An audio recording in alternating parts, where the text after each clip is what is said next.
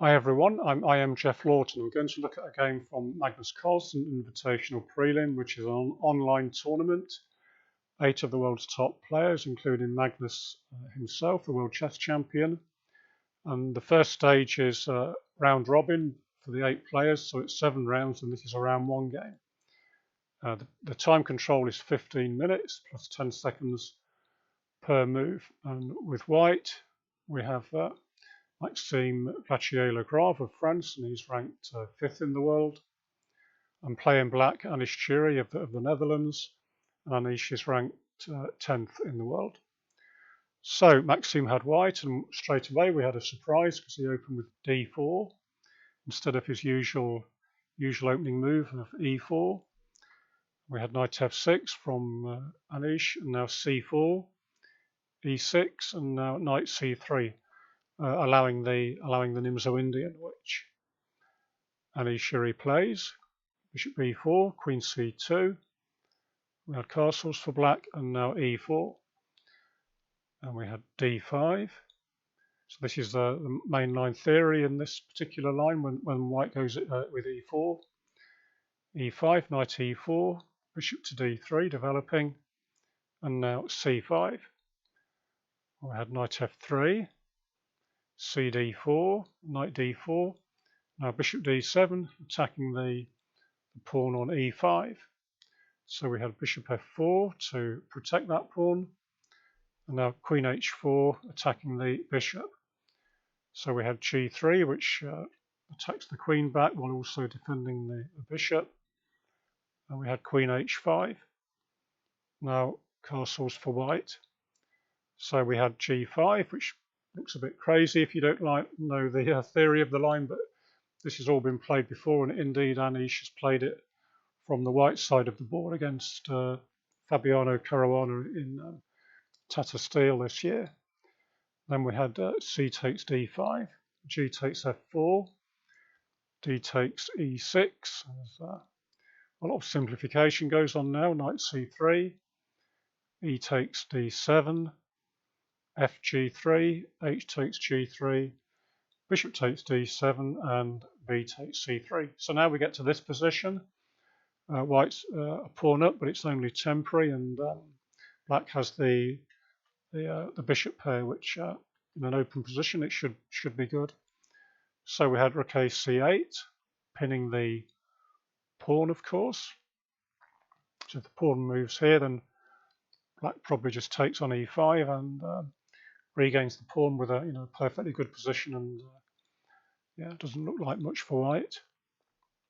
So we had queen d1, which is an interesting decision to offer the queens off straight away. Queen takes d1, rook a takes d1, bishop c3, and now bishop to f5.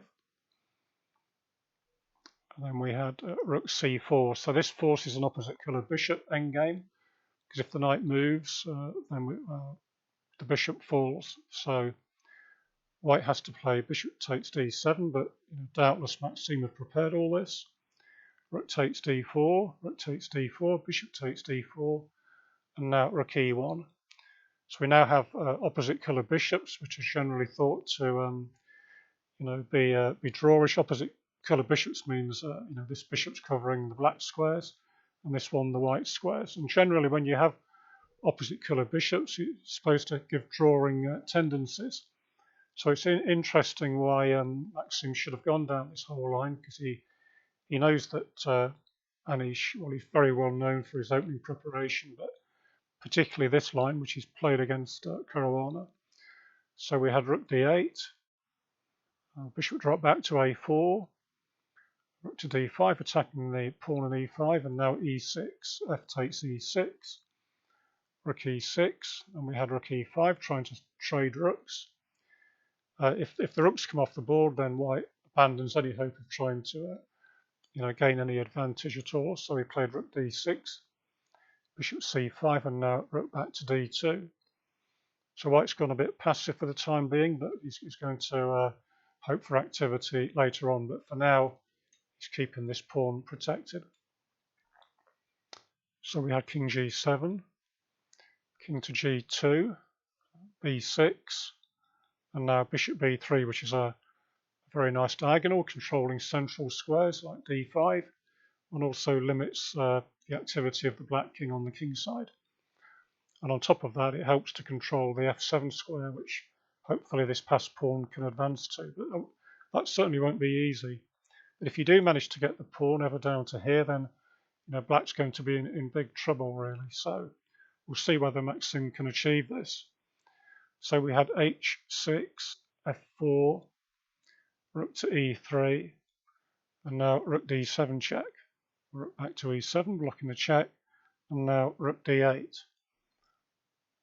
And then we had bishop to b4, and now the king advances to f3, bishop e1. So black's just sort of waiting around, really, seeing what Maxime is going to do. And I think the commentators as well are very strong players, like Peter Svidler, were thoroughly expecting this would end as a draw. I'm a bit confused why Maxime even chose to play down this whole opening line. But we had g4, bishop c3, and rook d6. So this is a really nice, elegant move while the bishop's over here.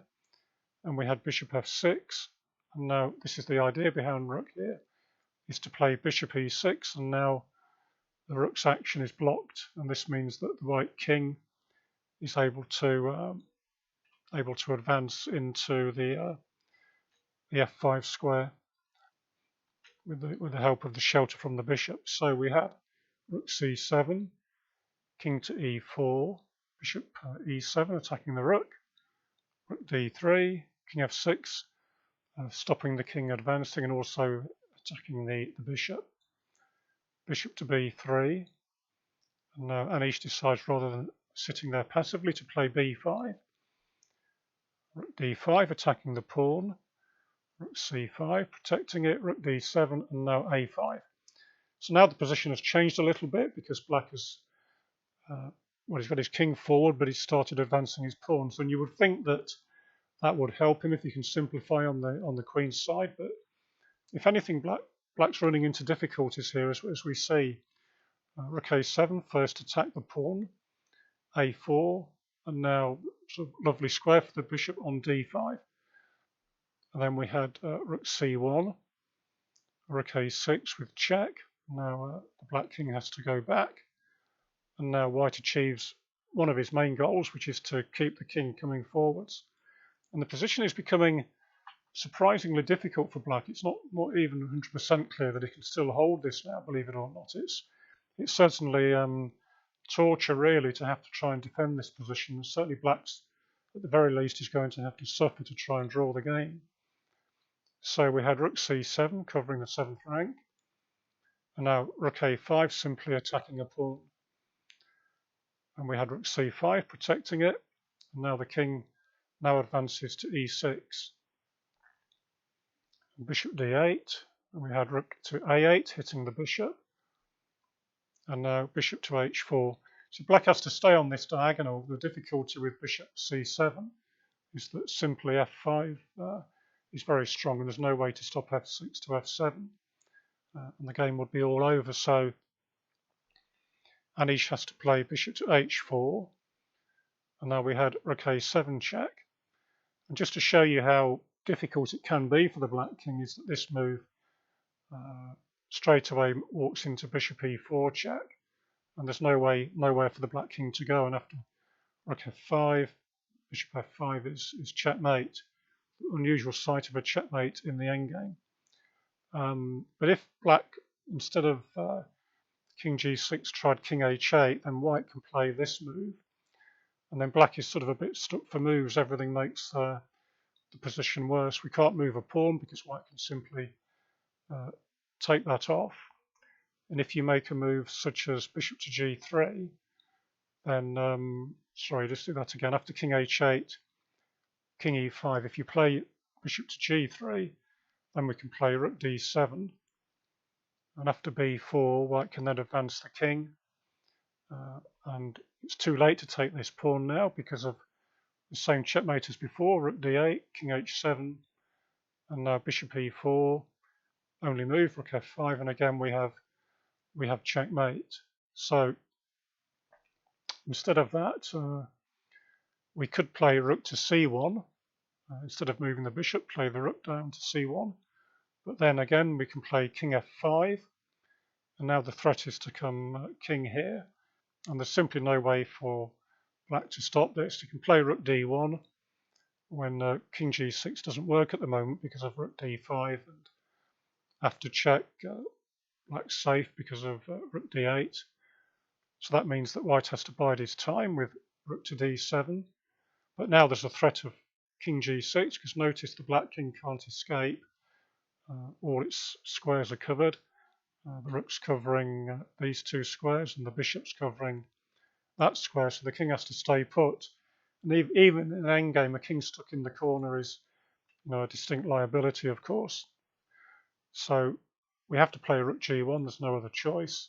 But then king g6 works anyway. And after rook g4 check, king h6, there's now no answer to rook h7 checkmate, other than, well, the only blocking move is this, but then black is a pawn down. There isn't even time to take this because this is still checkmate. So instead of that, Anish played king to f8, but now rook h7 wins the h-pawn. So we had bishop to g3. Now the f-pawn starts advancing and black is completely lost here. We had rook c7, rook h6, and now the two connected pass pawns are too hard to stop now. Rook e7 check, king f6, bishop to e5 check. We had king g5, and now we had rook g7. Now white even has the luxury of being able to exchange rooks now. With rook g6, king e7, rook g7, bishop takes g7, and now bishop c6, rubbing salt into the wound because one of these pawns will drop.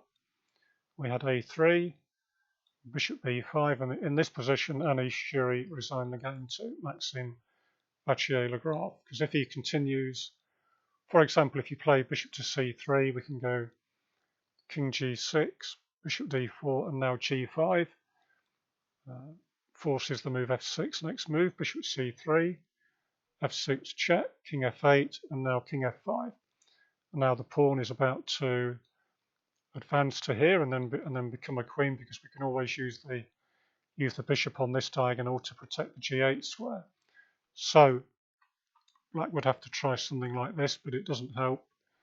g6, bishop h6, and now the easiest way is to play bishop c4 and then g7 next move, and then the pawn becomes a queen. So a really elegant game, and I'm not 100% sure, I'm not even 80% sure where Anish went wrong in defending that. He seemed to play very passively, as if to expect it to be a draw, and then at some point he would have realised it was beyond salvation, the position. So I hope you enjoyed that. If you did enjoy the game, it's pretty instructive. Please subscribe and like, that would be wonderful. Thank you for watching. Bye now.